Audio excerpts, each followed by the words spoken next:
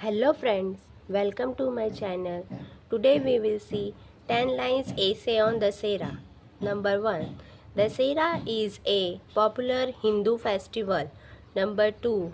Dussehra is celebrated in India. 3.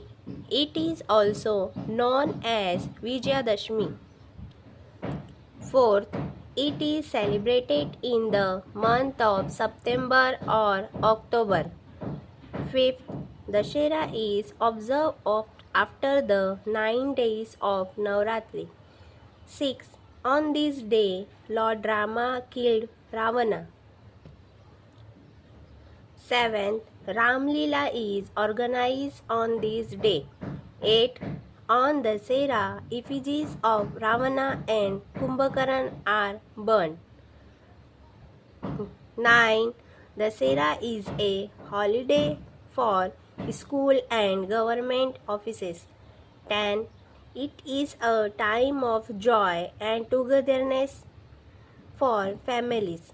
Thank you for watching my video. Like and subscribe my channel. Thank you.